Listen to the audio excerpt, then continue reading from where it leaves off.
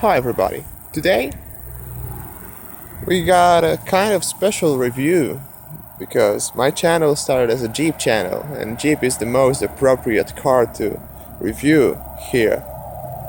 And this is my current daily driver. This is a 1992 Jeep Cherokee XJ Limited. And today I'm gonna take you on a tour of it. I'm gonna show you the exterior, the interior, and some aspects and details. So yeah, I would like to start with the exterior of this car. As you can see, the car is a burgundy cherry metallic. It's beautiful paint. The car is in a pristine condition. It sits on American Racing AR23 wheels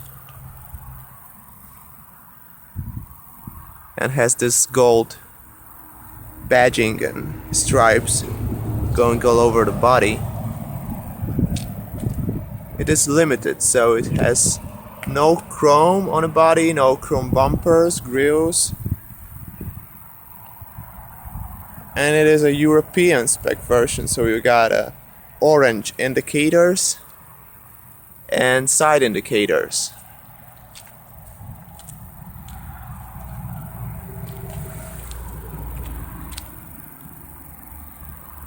Those Cherokees are really shooting up in value, and with a pristine example, the prices are really high already, and they are getting higher.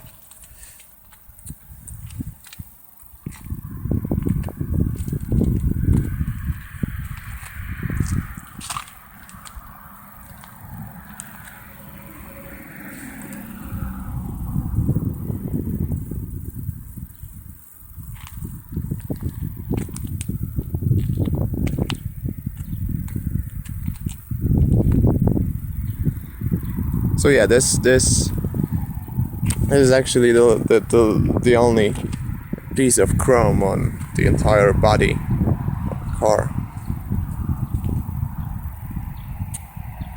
People are actually loving those XJs. Those are just the squarey boxes, and those are little cool SUVs. Because you really don't have a big car, but you sit higher and have a big engine. It's a 4.0 liter high output.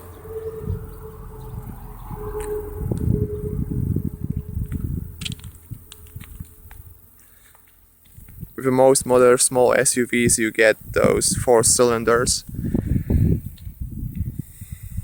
which are fuel efficient but nothing more than that. This car has a soul.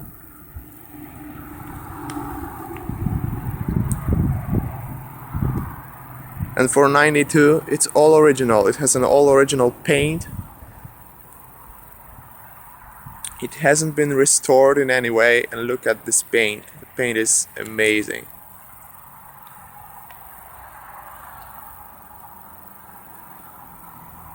And with those wheels,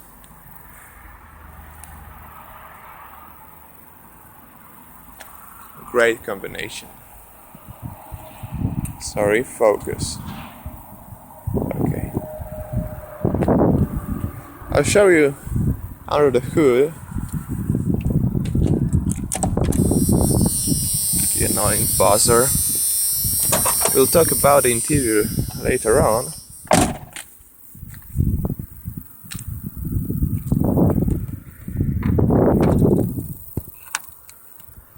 But under the hood we got a 4.0 liter high output Mopar inline 6-cylinder. Nothing really special here, just an old dirty engine.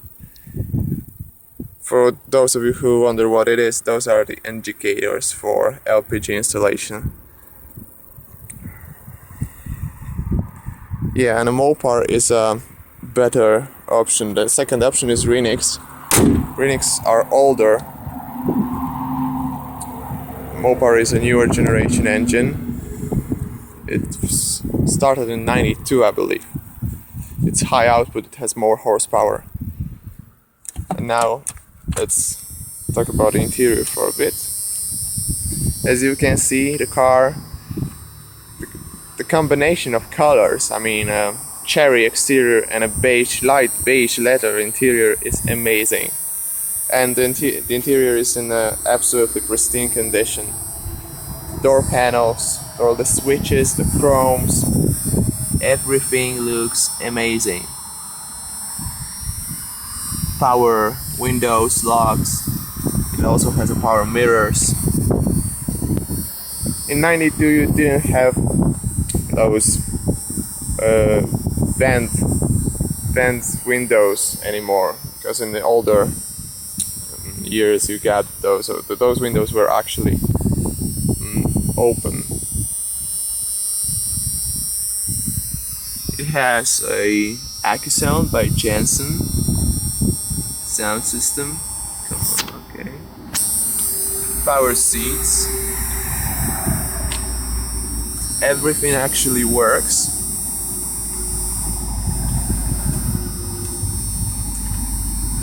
So this is amazing to have all those things working in a 26 years old car. Let's hop on in and close the door because the noise outside is probably getting very disruptive.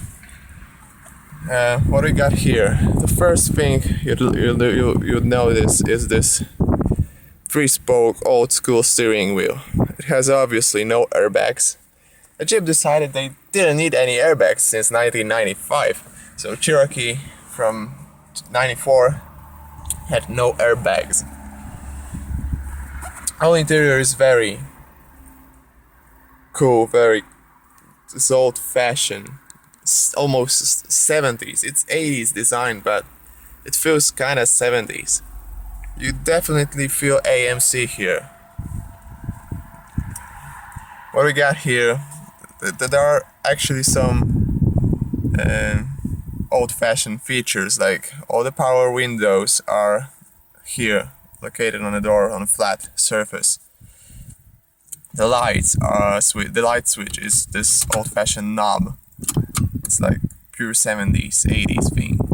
Here we got a bunch of controls for your fog lights, rear window defroster. On the other side of the steering column we got a transmission control for power or comfort, and the rear wiper control. The cool thing about those Jeeps is that they are so simple. Everything here, if you start looking, is just screwed with. You can tear the whole interior apart with a screwdriver. Look at that, look there. There are screws everywhere. Here, more screws. Whole dash. If you look closer, there are screws all over the dash. So yeah. They are so simple, small little things, and they are so cool to drive. This Jeep has a NV Selectrac 242 transfer case, so it has the ability of driving 2-wheel drive or 4-wheel drive. And with this engine, it has AW4 transmission, which is very good transmission, and everyone really wants those transmissions to be in ZJs, Grand Cherokees. But the Jeep decided to keep it in Cherokee only, and some ZJs. Here we got a air conditioning control panel, which is also an old-fashioned piece of equipment with those sliders. This is so simple yet so cool, so classy. And a Jeep radio, which in Europe it's absolutely incredibly hard to get. Those are American radios, and to find one in Europe, God, this is hard. And I found it, and I'm really happy that it is here. It looks fantastic with this dash. It looks so classy and so original. What's interesting, the whole steering column is taken from GM, so it's a General Motors steering column. Even this is General Motors. I don't know, but in some point Jeep must have cooperated with General Motors. So yeah, here we got some storage, controls for your power mirrors. We got more storage. Here we got a console, upper head console with some storages as well. The glass containers. Here we got mirrors with illumination. What we don't get in those cars is cup holders. Some Cherokees had cup holders mounted here, but this one doesn't have this kind of problem because there is no cup holders in the entire car. So yeah, I'll show you now the back seats. Once again, a glimpse at the front seats because they are in extremely good condition. And as I thought, the combination of beige interior with a cherry exterior is amazing. The back seats. The room of the back seat isn't really that great. I mean, you can fit smaller people here, but I don't really think that would be comfortable for someone bigger to fit here. I mean, space isn't that bad, but the problem is to get in here because the door cutout is really small. Cherokee originated as a 3-door, and they added a pair of doors without changing the body length. So this is how it is. This is a taller look on the front seats.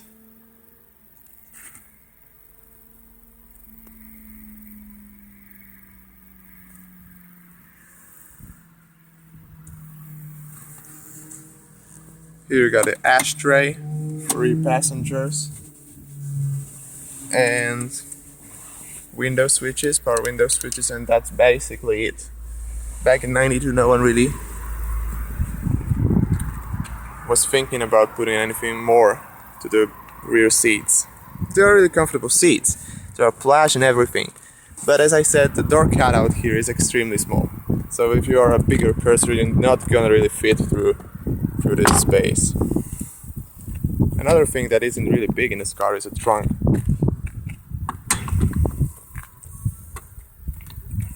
The trunk in a Cherokee was never really generous when it comes to space because of a spare tire sitting here directly in a trunk. In my example, I got also a tank for LPG, so the amount of space I got in a trunk is this, and it isn't really big, but I really don't need more. This is more like a weekend car. It got a cargo cover, which is also a rare thing to have in an XJ. And the speakers, because this car has 6 speakers, 2 of them are here. So you can open the trunk and have a nice little party at the back of your Jeep.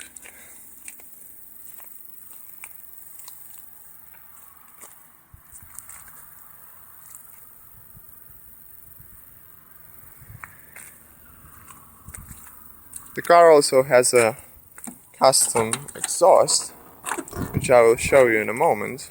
It has a Flowmaster Super 44 exhaust. Power seats also for the passenger. Sorry for the light, it's so bright. I'm not really sure if everything will be visible, but the glove box, really not a big deal, nothing big. Just a small little glove box.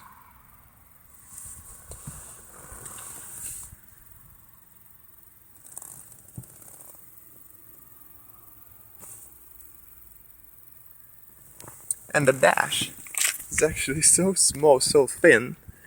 Just look at this. This is all you get. This is all dash. But it looks extremely cool. Gotta love those XJs.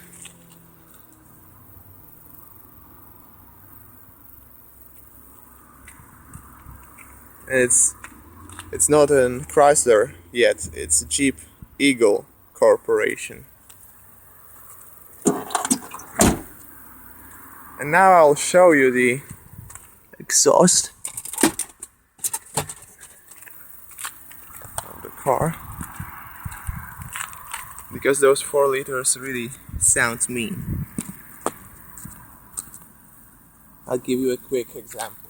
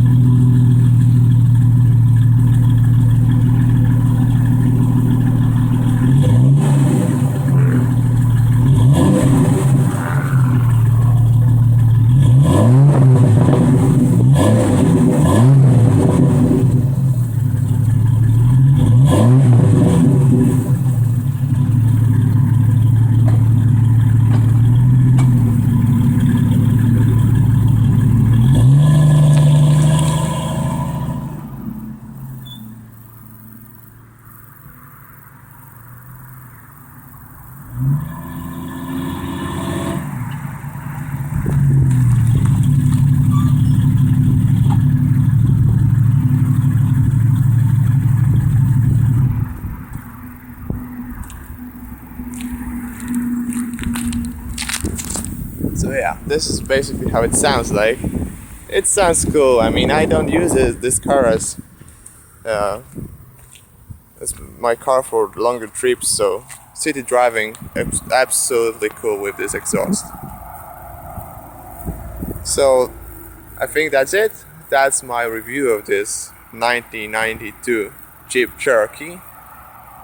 I hope you like it, and see you on the next review. Bye.